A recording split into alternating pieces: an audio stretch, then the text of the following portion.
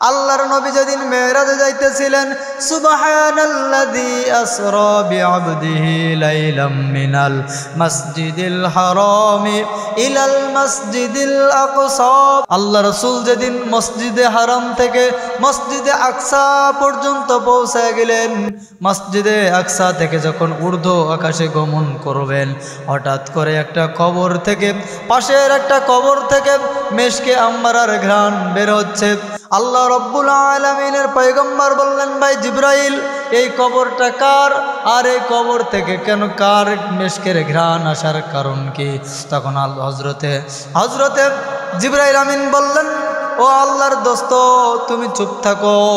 এবার এইভাবে চলে গেলেন। পরবর্তীতে হজরতে জিবরাইল আলাইহিস সালাম জানিয়ে দিলেন, ও নবী মুহাম্মদুর রাসূলুল্লাহ, এইটা হলো, এই কবরটা হলো ফিরাউনের বাড়ির যে কাজ করতেন যেই মহিলা, অর্থাৎ ফিরাউনের বাড়ির দাসী, নাম ছিল তার মাসেতা। এই মাসটার কেমন ঈমান ছিল! ও আমার প্রিয় ভাইরা, আমার কথাগুলো একটু শ্রবণ করেন দিলের কান লাগাইয়া। মাস্টার ঈমান ছিল বড় মজবুত ঈমান। এই মাস্টার একদিন তার ফিরাউনের নিজের মেয়ের চিরুনি দিয়া মাথা আশ্রয় দিচ্ছিল। কেমন যেন মাথা আশ্রয় দিচ্ছিল। আশ্রয় দিতে দিতে হঠাৎ করে চিরুনিটা নিচে পড়িয়া গেল। চিরুনিটা নিচে পড়ে যাওয়ার পরে ফিরাউনের বাড়ির ওই কাজের মেয়ে মাস্তা ওই চিরুনিটা উঠানোর সময় সে বলে উঠলেন, আল্লাহু আকবার, আল্লাহ সব থেকে বড়।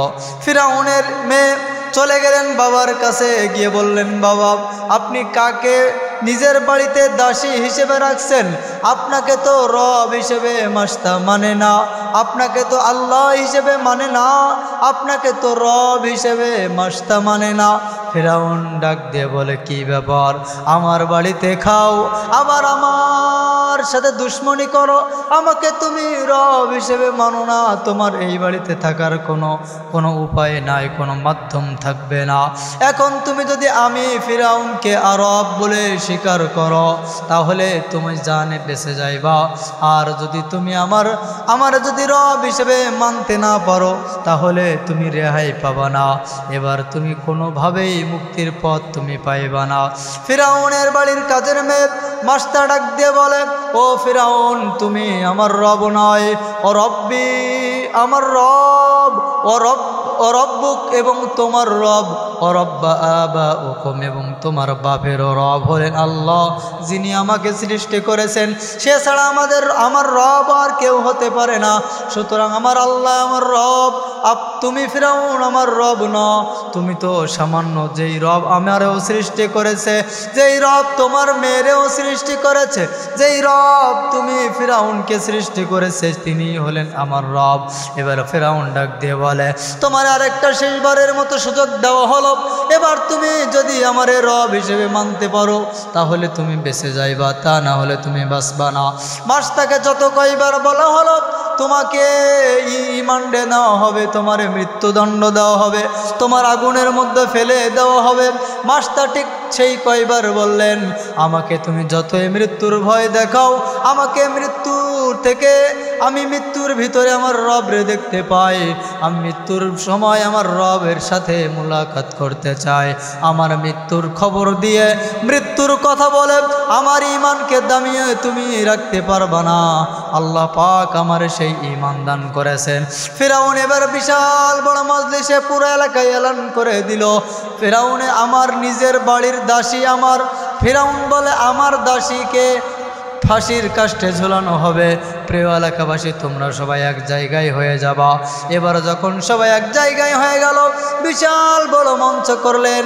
পাশে আগুন দিয়ে জ্বালানো, পানি দিয়ে হাড়ির ভিতরে, পাতিলের ভিতরে গরম পানি জ্বালানো হচ্ছে। আর মাছটাকে এক পাশে বেঁধে রাখা হয়েছে। মাছটার একটা বাচ্চা ছিল, 6 বছরের একটা বাচ্চা, আর 4 বছরের একটা বাচ্চা ছিল। ওই বাচ্চা দুটোকে পাশে রাখছেন।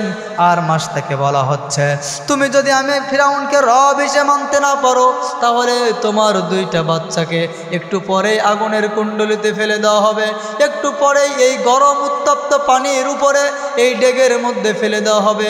এখনো বলো মাস্টার, তুমি আমার রব হিসেবে মানো কি মানো না?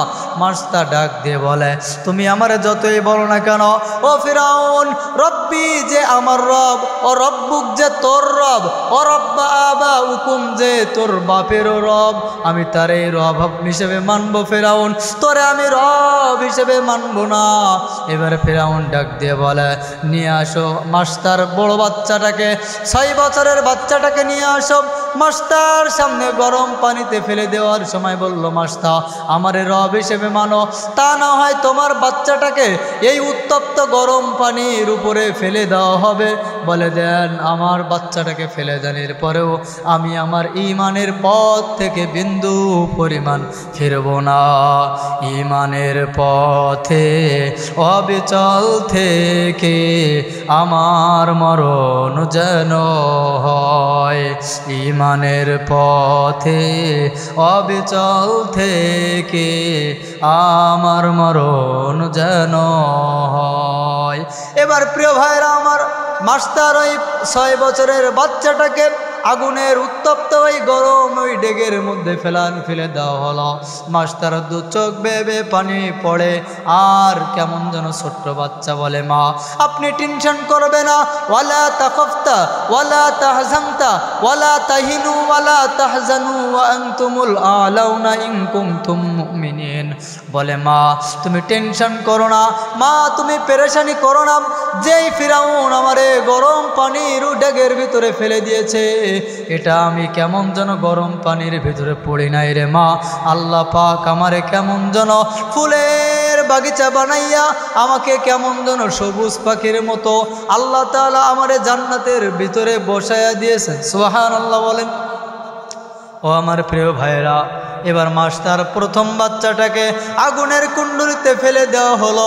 এবার ফেরাউন ডাক দিয়ে বলে, মাস্টার তোমার 6 বছরের বাচ্চাটাকে আমি গরম উত্তপ্ত পানির ভিতরে ফেলে দিয়েছি, এবার তোমার ছোট বাচ্চা, এবার তোমার 4 বছরের বাচ্চাটাকে আমি এবার ওই উত্তপ্ত গরম পানির ভিতরে আমি ওই ডেগের মধ্যে ফেলা দেব, এবার তোমার বলো কিছু করার আছে নাকি? মাস্টার ডাক দিয়ে বলে, আমার প্রথম বাচ্চাটাকে আমি জান্নাতের পাখি হিসেবে ফুলের বাগিচায় উঠতে দেখেছি, আমাকে ভয় দেখি আর কোনো লাভ নাই। এখন তুমি চাইলেই আমার ছোট বাচ্চাটাকে বাঁচিয়ে রাখতে পারো, আর চাইলেই ওই গরম ডেগের মধ্যে দিতে পারো, তোমার ইচ্ছা।